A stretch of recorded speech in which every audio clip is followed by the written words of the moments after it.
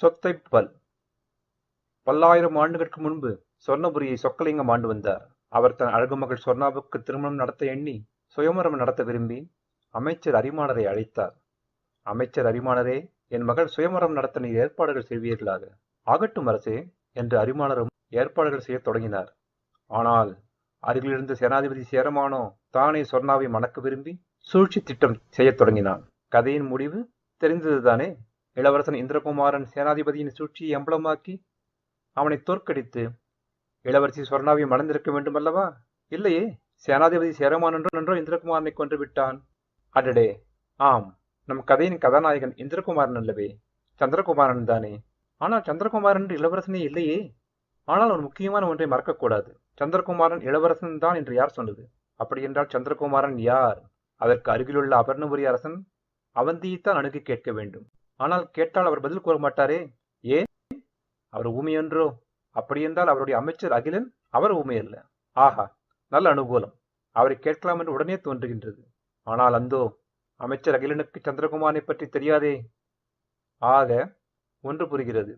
அவந்தியை தவிர அவர் அரசாட்சியில் யாரும் சந்திரகுமாரனை பற்றி அறியார். அப்படியென்றால் அவந்தியிடமிருந்து சந்திரகுமாரனை பற்றி அறிவது எப்படி? அது சரி, நாம் இதற்கு வீண் சிரமம் எடுத்துக்கொள்ள வேண்டும்? அதற்குத்தான் சிலர் கதையில் தனியாக ஒதுக்கப்பட்டுள்ளனரே. இதற்கிடையில் சொர்ணபுரியிலேயே சொக்கலிங்கத்தின் அரண்மனைக்கு பக்கத்திலேயே வேறொரு அரண்மனையில், அதாவது அதே சொக்கலிங்கத்தின் தங்கியோ தங்கி என்று வாழ்ந்து வரும் தங்கரமணி என்ன யோசிக்கின்றாள்? நமக்கும் அவந்திக்கும் உள்ள தொடர்பை யாரும் அறியாமல் இவ்வளவு நாள் கட்டி காப்பாற்றியாயிற்று. பாவம் சந்திரகுமாரன் தனது தந்தை என்ற தண்டபாணியை காட்டு வேட தலைவனை நம்பியிருக்கிறான். என்ன செய்வது? அவந்தி மன்னர் நமது நாட்டுடன் பகைமை கொள்ளாமல் இருந்திருந்தால் சந்திரகுமாரன் இப்படி காற்றில் திரிய வேண்டியதாய் இருக்காதே என யோசித்தவள் கண்களில் கண்ணீர் பெருகியது. அதை தற்செயலாக நிலைக்கண்ணாடியில் கண்டதும் கதறி கதறி அல்லது குமரி குமரி அழுதாள். பின்னர் கண்களை துடைத்துக் கொண்டாள். எழுந்தாள், நடந்தாள். மறுபடியும் வந்து ஆசனத்தில் அமர்ந்து நிலைக்கண்ணாடியை நோக்க துக்கம் பொங்க ஒரு மாறுதலுக்காக விம்மி விம்மியும் கேவி கேவியும் அழுதாள். பின்னர் நினைத்தாள், அந்தோ சந்திரகுமாரனை சொர்ணாவுக்கு மனம் முடிக்க வேண்டும் என்ற ஆவலை எப்படி அண்ணன் சொக்கலிங்கத்திடம் உரைப்பது? என் மகனை சந்திரகுமாரன் என்பதே சொக்கலிங்கத்துக்கு தெரியாதே. அன்று அந்த மாமணி கூடத்தில் தற்போது இல்லை.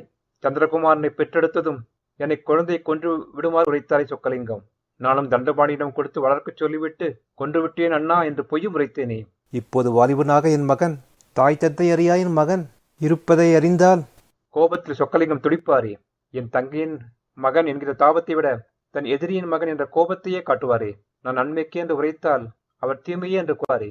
நம் உறவு வலுக்க உன் மகளை சந்திரகுமாரனுக்கு மனம் முடி அண்ணா என்று கேட்டால் எதிரியிடம் உள்ள உறவு பகைமைதானே தங்கரமணி என்று நெஞ்சை குலுக்கும் வண்ணம் பதிலுரைப்பாடு. சொர்ணாவை சந்திரகுமாரனுக்கு மனம் முடிக்காவிடில் என் ஆன்மா சாந்தி அடையாது என்று பலவாறு நினைத்தவாறு குலுங்கி குலுங்கி அழுதாள். பின்னர் கண்களை துடைத்துக் கொண்டாள். எழுந்தாள், நடந்தாள். மறுபடியும் வந்து ஆசிரத்தில் அமர்ந்து நினைத்தாள். இவ்வாறு மொத்தம் 7 முறை அல்ல 8 முறை செய்தாள். பின்னர் திருமணத்துடன் புறப்பட்டாள் சொக்கலிங்கத்தை பார்க்க. இதற்குள் சொக்கலிங்கத்தின் அவையில் நடப்பதை அறிவோம். அடுத்த வழக்கு என்றார் மன்னர். இருவர் வந்தனர். முதல்வர் கூறினார், அரசே, நாங்கள் இருவரும் அண்ணன் தம்பி. எங்கள் தந்தை நேற்றிரவு மரணமடைந்தார். அவர் சொத்தை ஒழுங்காக பிரித்து கொண்டோம். சொக்கலிங்கம் குறுக்கிட்டு, என் பங்கு எங்கே என்றார். முதலாம் அவர் விழித்தார். உங்களுக்கு என் தந்தை உயிரில் ஏதும் எழுதவில்லையே என்று உரைத்தார் இரண்டாம் அவர், அதாவது தம்பி. அப்போது அரசரின் ஆலோசகர்கள் ஒருவர் எழுந்து, ஆம் அரசே. தங்களுக்கு எதற்காக எழுத வேண்டும் என்று கேட்டார் பணிவாக. சொக்கலிங்கம் சீறினார். ஏய் மூளையில்ல ஆலோசகரே, இந்நாட்டில் அனைத்து மக்களும் சகோதரர்களாய் பழகுதல்தானே நம் நாட்டு மரபு. அப்படி பார்க்கையில் இந்த இருவரும் என் சகோதரர்கள் தானே. ஏன் அவர்கள் தந்தை எனக்கு ஏதும் எழுதவில்லை? நான் அறிவுபூர்வமான கேள்வியை கேட்கிறேன். நீ ஆலோசகரான தாழ்ந்தவனான நீ என்னையே திருத்துகிறாயா? திருடனே! ஆலோசகர் திடுக்கிட்டு எழுந்தார். அரசே, நான் ஒன்றும் திருடன் அல்ல. சொக்கலிங்கம் கத்தினார். இன்னும் நீர் ஏதாவது பேசினால் உன் மீது 5500 குற்றங்கள் சுமத்தப்பட்டு தக்க சான்றோடு தாங்கள் திருடன் தான் என்பதை நிரூபித்து விடுவேன். உதாரணத்துக்கு, அன்று அரண்மனை பொக்கிஷத்திலிருந்து 5 பொற்காசுகள் திருடினர் என்பதற்கு சேனாதிபதி சேரமானே சாட்சி என்ற சேரமானை உண்மையை கூறும் என்று சேரமானை பார்த்து முறைத்தார் சொக்கலிங்கம். வேறு வழியின்றி சேரமான் அரசருக்கு சாதகமாக பேசினார். ஆம் அரசே, அன்று ஆலோசகமணி பொக்கிஷத்திலிருந்து பொற்காசுகளை திருடுவதை பார்த்து நான் கையும் களவுமாக அவரை கொண்டு வந்தும் கூட தாங்கள் கருணித்ததும் உள்ளத்துடன் கடையன் ஆலோசகமணியை மன்னித்து அருளியது மறக்க முடியாத சம்பவம் என்றோ. ஆலோசகமணி சேரமானை பார்த்து மனம் கொதித்தார். சொக்கலிங்கம் கூறினார், சேரமானே, இது புலமை ததும்பும் முட்டாள்தரமான பேச்சு. மந்திரி பைகுபாலன் அரசரை சமாதானம் செய்யும் நோக்கத்துடன் எழுந்து, இது என்ன அரசரை, நம் அறிவாற்றல் மிக்க அரசரை கூட எதிர்த்து பேசுகின்றீர்களே, நிறுத்துங்கள் இதை. அரசர் கூறியது மிகவும் சரியே. நானும் சகோதரன் தான். எனக்கு கூடத்தான் சகோதரர்கள் தந்தை எழுதியிருக்க வேண்டும் என்று மகிழ்வால் முடிப்பதற்குள் அரசர் குறுக்கிட்டு, மந்திரி உமக்கு ஒன்றும் கிடையாது என்றார். பின்னர் வழக்காட வந்தவர்களை பார்த்து, சரி சரி, நீங்கள் சொத்தை ஒழுங்காக பிரித்துக் கொண்டீர்கள் என்பதற்காக அரண்மனைக்கு வந்தீர்கள், போகலாம் என. இல்லை அரசே, ஒரு பொன் தடி எங்கள் பரம்பரை சொத்து, அதை யார் வைத்துக் கொள்வது என்பதுதான் எங்களுக்குள் பிரச்சனை என்றார் அண்ணன். சரி, அதை சமமாக உடைத்து எடுத்துக்கொள்கள். உடைக்கக்கூடாது அரசே, பரம்பரை சொத்து. சரி, உருக்கி பொன் நகைகளாக்கி விற்று பணத்தை பங்கிட்டுக் கொள்ளுங்கள். விற்கக்கூடாது அரசே, பரம்பரை சொத்து. மகிபாலன் எழுந்து, சரி, அப்படி என்றால் வளைக்கலாமா என்று கேட்க மன்னர் அதற்கு, ஆமாம், இன்னும் கேளுங்களேன், விளக்கலாமா, முறுக்கலாமா, திரிக்கலாமா, கடைக்கலாமா என்று. ஐயோ, நீர் ஒரு மந்திரி என்று வெறுப்பை உமிழ்ந்தார். சேனாதிபதி எழுந்து கூறினார், ஒன்று செய்யலாம். உங்கள் இடையில் அரண்மனையிலேயே கத்தி சண்டை விட்டு யார் ஜெயிக்கிறார்களோ அவர்களுக்கே பொன் தேடி என்று ஏற்பாடு செய்யலாம் என்றார். அண்ணன் கூறினான், நாங்கள் சண்டை சச்சரவின்றி இதற்கு முடிவு காணவே உங்களிடம் வந்து. சொக்கலிங்கம் சேனாதிபதியை முறைத்து, சேனாதிபதி, தங்கள் போக்கு என்று விபரீதம் என்று பெருமூச்சு விட்டார். சிறிது நேரம் கழித்து திடீரென்று ஒரு குரல் கேட்டது. இதற்கு சரியான முடிவை நான் கூறுகிறேன். எல்லோரும் திரும்பி பார்த்தனர். அங்கு அவைப்புலவர் புலவசிகாமணி நின்று கொண்டிருந்தார். அவர் கூறினார், 2 சிறு பொன்தடிகளை நாம் இருவருக்கும் கொடுக்கலாம். இருவரும் ஒரு வாரம் அதை தங்களுடன் வைத்திருக்க வேண்டும். பின்னர் ஒரு வாரம் கழித்து அவர்கள் மீண்டும் அவைக்கு வந்து தங்கள் பொன்தடிகளை காண்பிக்க வேண்டும்.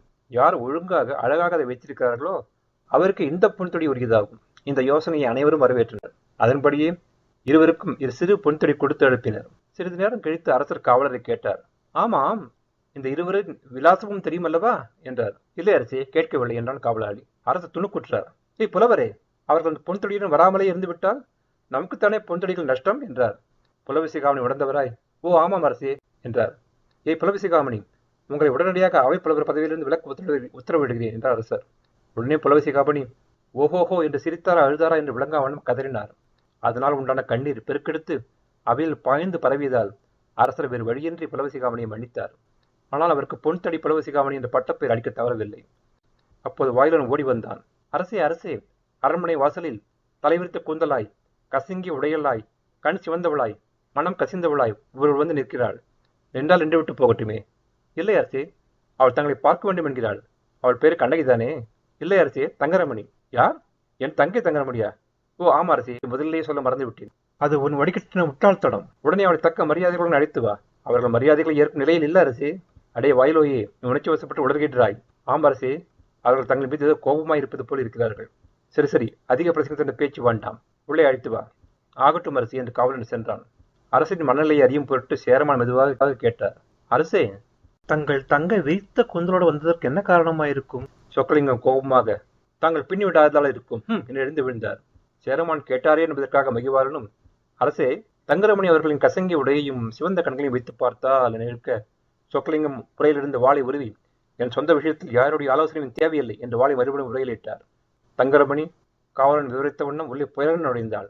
அவ்வியே நிசப்தமாகியது. சொக்கலிங்கம் தழுக்க வினவினார், தங்கரமணி, இது என்ன கோலம்? தங்கரமணி விஷயத்தை பளிச்சென உடைத்தாள். என் மகன் சந்திரகுமாரனுக்கு உன் மகள் சொர்ணாவை திருமணம் செய்து வைக்காவிடின் இதுவே என் வாழ்நாள் முழுவதற்கும் உரிய கோலமாகும். சொர்ணாவை தனக்கே என எண்ணி மகிழ்ந்து கொண்டிருக்கும் சேனாதிபதி சேரமான் திடுக்கற்று எழுந்தே விட்டார். அருகில் இருந்த அருகுநாதன் வலுக்கட்டாயமாக அவரை அமரும்படி செய்தார். சொக்கலிங்கம் தங்கரமணியின் மகன் உயிரோடு இருப்பதை கேட்டு துடித்தார்.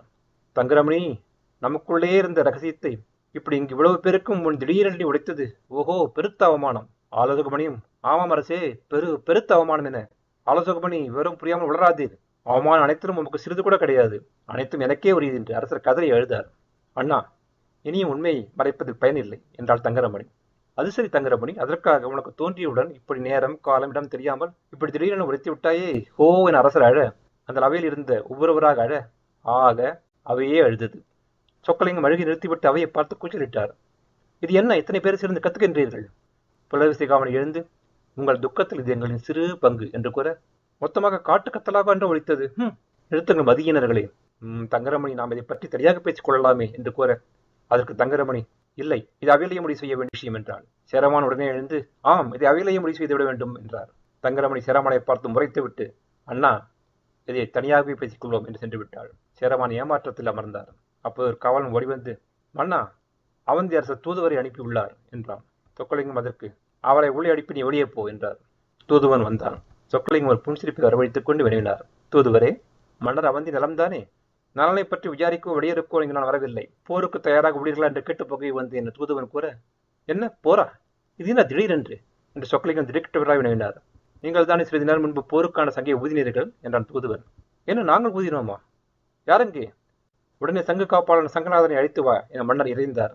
உடனே சொக்கலிங்கம் மந்திரி மகிபாலனை அருகே அழைத்து மெதுவாக, மந்திரி, சிறிது நேரம் முன்பு நீங்கள் அனைவரும் அழுத்தத்தையே அபர்ணபுரி அரசன் போர்ச்சங்கின் ஒளியினை எடுத்துக்கொண்டிருக்கின்றான் என.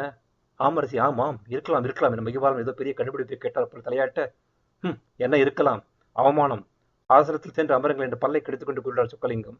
சங்கநாதன் உள்ளே வந்து அரசரை தலை தாழ்த்தி வணங்கினார். சங்கநாதரே, நீ போர்ச்சங்கை ஊதினீரா? இல்லை அரசியே, நானில்லை அரசே, என்னை மன்னித்து விடுங்கள் அரசியே, ஐயோகோ நானில்லை அரசே. நிறுத்தும் குமராதீர், பின் யார்தான் ஊதியது? என் மகன் விளையாட ஏதாவது என்று கேட்டான். அவனுக்கு அந்த சங்கை எடுத்துக் கொடுத்தேன். ஒருவேளை அவன் ஊதி இருக்கலாம். என்ன, உங்கள் மகன் ஊதினானா? அந்த சங்கை ஊத சக்தி அதிகம் தேவையாயிற்றே.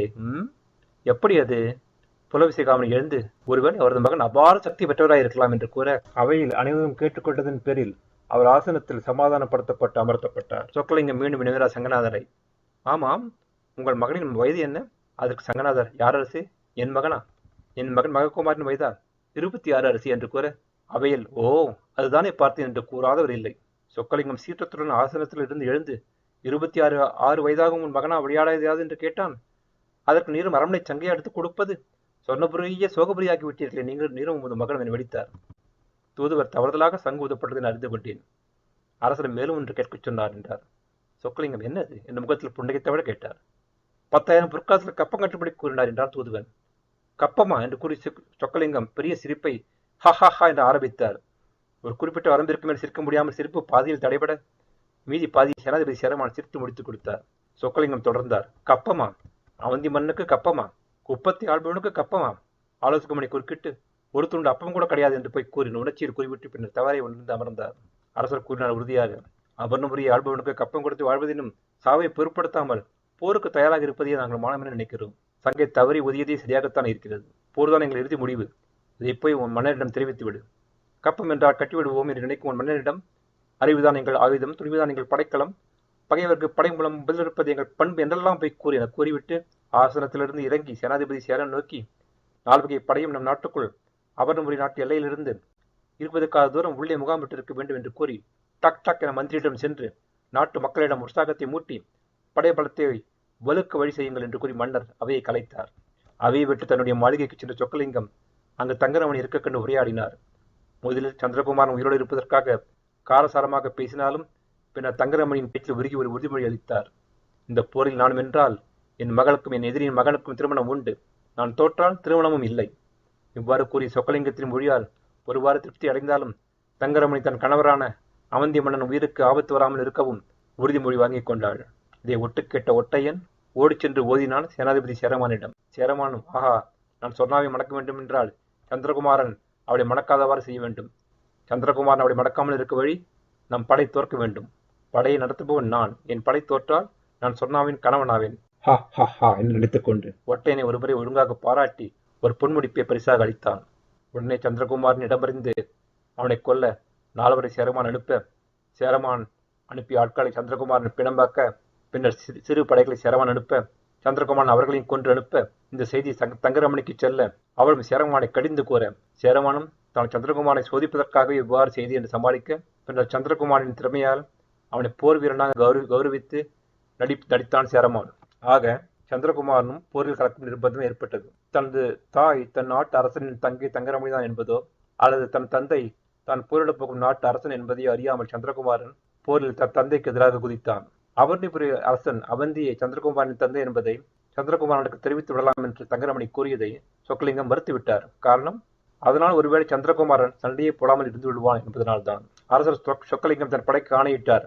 அவந்தியை யாரும் கொல்லக்கூடாது, அவனை உயிருடன் பிடிப்பதே என் நோக்கம், அதுவே நான் உங்களுக்கிடம் கட்டளை. போர் நடக்க தயாராக இருபுறமும் 2 படையும் நிற்கையில் ஒருவன் ஓடோடி வந்தான். யாரென்றால் ஒட்டையன் தான். ஏன் வந்தான்?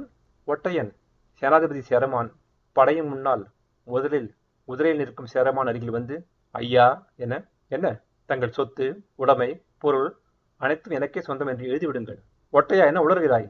ஆமாம் ஐயா, தாங்கள் எனக்கு எல்லாவற்றையும் எழுதியே தீர வேண்டும் என்ற நிர்பந்தத்தில் உள்ளீர்கள். என்னடா நிர்பந்தம்? எழுதாவிட்டால் என்ன ஆகும்? தாங்கள் நம் அரசுக்கு எதிராகவும் நம் நாட்டிற்கு எதிராகவும் செய்யும் சூழ்ச்சி எல்லாவற்றையும் அரசரிடம் சென்று நான் கூறிவிடுவேன் ஐயா. அடே, நீ அவ்வளவு அயோக்கியனா? தாங்கள் என்னை விட மகா அயோக்கியன் ஆயிற்று ஐயா. ஒட்டையா என்று சேரமான் வாளில் உரையில் கை வைக்க, வேண்டாம் ஐயா, நீங்கள் என்னை கொல்வதை தூரத்தில் இருக்கும் என் ஆள் பார்த்து கொண்டுதான் இருப்பான். உடனே அவன் மன்னரிடம் சென்று தங்கள் கூட்டை உடைத்து விடுவான் ஐயா என்று ஒட்டையன் சாந்தமாக பதிலளித்தான். வேறு வழியின்றி சேரமான் எழுதி கொடுத்தான். போர் துவங்கியது. சேரமான் தன் படைத்தோருக்கு எல்லா உபாயங்களும் செய்து கொண்டிருந்தான். ஆனால் சேனாதிபதியின் சூழ்ச்சியை வெகு எளிதில் புரிந்து கொண்டான் அறிவாற்றல் மிக்க நம் சந்திரகுமாரன். சந்திரகுமாரன் படையை சரியாக வழியில் எடுத்துச் சென்று வெற்றி வாகை சூடினான். அந்நாட்டு கோட்டையை பிடித்து அவந்தியை மட்டுமன்றி அவர் அமைச்சர் அகிலனையும் சிறையிட்டு இழுத்து சொன்னபுரிக்கு கொண்டு வந்தான். சேனாதிபதியும் இவ்வாறு இழுத்து வரப்பட்டார். சந்திரகுமாரன் அரசரின் அவைக்கு முதலில் அவந்தியை கொண்டு வந்தான். சொக்கலிங்கம் சிம்மாசனத்திலிருந்து அவந்தியை ஏற இறங்க பார்த்தார். அவமானத்தில் அவந்தி தலை குனிந்தார். தாங்கள் செய்த தவறை உணர்ந்தீரா என்று மகிபாலன் அவந்தியை பார்த்து கேட்க, மற்றவர்கள் உஷ் பேசாமல் உட்கார் என்று மகிபாலன் அடக்கினர். ஒரு சிறு புன்னகை கேட்டு தவழ்விட்டவர் சொக்கலிங்கம், சந்திரகுமாரா, நீ இழுத்து வந்திருப்பது யார் தெரியுமா? உன் தந்தைதான் இவர் என்றார். அப்பா என்று கூறியவாறு அவந்தியை தழுவிக்கொண்டவன் உடனே விலகி, என்ன அரசியை கூறுகின்றீர்கள்? என் தந்தை காட்டு வேடர் தலைவர் தண்டபாணிதான் என்றான். அங்கு தண்டபாணியும் இருந்தார். அவர் எழுந்து, சந்திரகுமாரா, உனக்கு ஒரு உண்மையை கூறுகின்றேன். நீ என் மகன் அல்ல. இங்குதான் தெரிந்து கொண்டேன், உன் தாய் நம் நாட்டு அரசரின் தங்கை தங்கரமணி என்றும் தந்தை அபர்ணபுரி அரசர் அவந்தி என்றும் என்றார். உடனே மறுபடியும் சந்திரகுமாரன் அப்பா என்று அவந்தியை தழுவிக்கொண்டான். நீங்கள் தான் என் தந்தை என்பதை மட்டுமின்றி நான் தான் உங்கள் மகன் என்பதையும் அறியாமல் அரசரின் தங்கை தான் என் தாய் என்பதையோ நான் தான் அரசர் தங்கையின் மகன் என்பதையோ நிறுத்தி சந்திரகுமாரனை அடக்கினார் சொக்கலிங்கம். பாசத்தால் நீ பலவாறு உரைக்கின்றாய். பிறகு பேசிக் கொள்வோம் அதை பற்றி. முதலில் உன் தந்தையின் கைக்கட்டுகளை அவிழ் என்றார். தந்தையே, என் தந்தை கட்டப்பட்டிருக்கிறார் எண்ணும்போது உடனே தங்கள் கட்டை அவிழ்க்க பாசத்தால் என் நெஞ்சு துடிக்கிறது. ஆனால் இந்நாட்டு முதன்மையான எதிரி என்று நினைக்கையில் கடமையால் என் கைகள் மறுக்கின்றன என்று உரைத்தார் சந்திரகுமாரன். சந்திரகுமாரா, உன் கடமையின் உணர்ச்சியால் மகிழ்ந்தோம். உன் தந்தையின் கட்டை அவிழ்த்து விடு என்று சொக்கலிங்கம் கூற, கட்டை அவிழ்த்து பின் சொக்கலிங்கம் கேட்டுக்கொண்டதன் பேரில் அவந்தி தங்கரமணியின் அரண்மனைக்கு அனுப்பப்பட்டார். பின்னர் அமைச்சர் அகிலன் உள்ளே வாழ்த்து வரப்பட்டார். சொக்கலிங்கம் அவரை பார்த்து, அகிலன் அவர்களே, தங்களுக்கு தூக்கு தண்டனை விதிக்கப் போகின்றேன். தங்கள் கடைசி ஆசை? அரசே, என்னை மன்னித்து உங்கள் அவையிலேயே பதவியளித்தால் உங்களுக்கு ஆலோசனை அளிப்பேன் என்றார் அகிலன். மந்திரி மகிபாலனும் ஆலோசக மணியும் மேலும் பலரும் என்று வெறுப்பை கக்கினர். சொக்கலிங்கம் கூறினார், நீர் ஆலோசனை அளித்து அவந்தி தன் நாட்டை இழந்தது போதாதா? மேலும் எனக்கு ஆலோசனை அளிக்க பலர் உள்ளனர். வேண்டுமானால் உங்கள் தண்டனையை தூக்கு தண்டனையிலிருந்து சாகு வரை சிறைவாசனை மாற்றுகிறேன். அரசியை எனக்கு மன்னிப்பளிக்க கூடாதா என்று அகிலன் கேட்க, கூடாது என்று அவையை கத்தியது. சொக்கலிங்கம் அவையில் உள்ளவர்களை ஒரு புன்னகையுடன் பார்த்துவிட்டு கூறினார், பொதுவாக நான் யாருக்கும் இது போன்ற மன்னிப்பு அளித்தது கிடையாது. ஆனால் என் சபையில் ஒருமித்தமாக உமக்கு மன்னிப்பு அளிக்கக்கூடாது என்ற குறவே உண்மை மன்னிக்கின்றேன். மன்னித்தேன் போ என்று சொக்கலிங்கம் கம்பீரமாக அவையை நோக்க, அவையில் உள்ள தரையை நோக்க, தரை வானத்தை நோக்க, வானம் இடியடித்து மழை பொழிந்தது. ஆக கடைசியாக உள்ளே சேனாதிபதி சேரமானை கட்டி இழுத்து வந்தான் சந்திரகுமாரன். ஹா ஹா ஹா ஹா இடியடித்தது போன்று உண்மையிலேயே அப்போ இடியடித்தது, அது வேறு விஷயம். சிரித்தார் சொக்கலிங்கம். வாய்ஜா சேரமான் சூழ்ச்சிக்காரரை நலமா? தங்களின் திட்டங்களையும் அவை தோற்ற விதத்தையும் கூறுங்கள், சிறிது கேட்போம். அவையில் உள்ளோர் கேட்டு சிரிக்கட்டும் என்றார் சொக்கலிங்கம். ஆலோசகமணியும் எழுந்து, சொல்லுங்கள் சேரமான் அவர்களே, தாங்கள் செய்தவை திருட்டிவிட மிக பயங்கரமான குற்றங்கள் ஆயிற்றே என்றார். ஆலோசகமணி, தாங்கள் அவையை விட்டு வெளியேறலாம். தங்கள் பதவி காலம் முடிந்தது என்று எழுந்து விழுந்தார் சொக்கலிங்கம். அரசையை மன்னித்து விடுங்கள் என்று சேரமான் அரசர் காலில் விட, கூடவே ஆலோசகமணியும் விட அரசர் பெருமிதத்துடன் அவையை பார்த்தார். சரி எழுந்திருங்கள் என்று கூறினார். இவரும் எழுந்தனர். சேனாதிபதியின் கட்டு அவிழ்க்கப்பட்டு அவை கலைந்தது. சேரமான் சூழ்ச்சி தொடர்ந்தது. அவர் சொர்ணாவை கொல்லப்போக சந்திரகுமாரன் தடுத்து முறையே கத்தி, வாள், ஈட்டி, கேடயம் சண்டைகளிட்டு, பின்னர் மல்யுத்தம், குதிரையில் சண்டை, ஒட்டகத்தில் சண்டை முதலின போட்டு, பின்னர் சமவெளி முதல் கிடுகிடு பள்ளம் விளிம்பு வரையிலும், புல்தரை முதல் பாறை உச்சி வரையிலும் அனைவரும் மகிழும் வண்ணம் பல சண்டைகளிட்டு முடிவில் சேரமான் மாரடைப்பால் இருந்தார். சந்திரகுமாரன் சொர்ணாவை மனம் செய்யும் பொருட்டு சொக்கலிங்கத்தை வணங்கினான். பின்னர் சொர்ணாவை அழைத்து வரச் சென்ற தொழில்கள் ஒரு திடுக்கிடும் விஷயத்தை கூறினார்கள். அதாவது, சொர்ணா சந்திரகுமாரனை விரும்பவில்லையாம். அவள் ஷவரம் செய்யும் ஷவரநாதையே விரும்புகிறாளாம். சொக்கலிங்கம் முதலில் அது கொதிப்படைந்தாலும் ஷவரநாதனுக்கும் சொர்ணாவிற்கும் மனம் செய்வித்தார். சந்திரகுமாரனுக்கு அடுத்த நாளான அபர்ணபுரி அளிக்கப்பட்டது. கதாநாயகன் தான் சந்திரகுமாரனை ஒழிய கதாநாயகி சொர்ணா அல்லவே. சந்திரகுமாரன் அபர்ணபுரியை அழகுற ஆண்டான். சொக்கலிங்கம் அவையை கூட்டினார். புலவசிகாமணி அவர்களே, என்னை பற்றி ஒரு பாட்டு பாடுங்கள் என்றார். சந்தர்ப்பத்தை நினைவு விடாமல் புலவசிகாமணி கனைத்துக் கொண்டு ஆரம்பித்தார். சொர்ணபுரி ஆளும் சொக்கலிங்கம் தலைவா, சொன்ன சொல் மாறாத சோர்வில்லா தலைவா, சொத்தைப்பல் இல்லாத சிறந்த தலைவா, நிறுத்தும் புலவரே நிறுத்தும். கவிதையில் சொத்தைப்பல் என்னும் சொல்லை பயன்படுத்துதல் தவறு. மேலும் தங்களுடைய கவிதையே அல்ல. நேரமே சரியில்லை, அவை கலையலாம் என்று கூறி எழுந்து மன்னர் செல்ல, மற்றவரும் அங்கனமே செல்ல, புலவசிகாமணியும் சொத்தைப்பல்லை எண்ணியவாறு வீடு போய் சேர்ந்தார். வணக்கம்.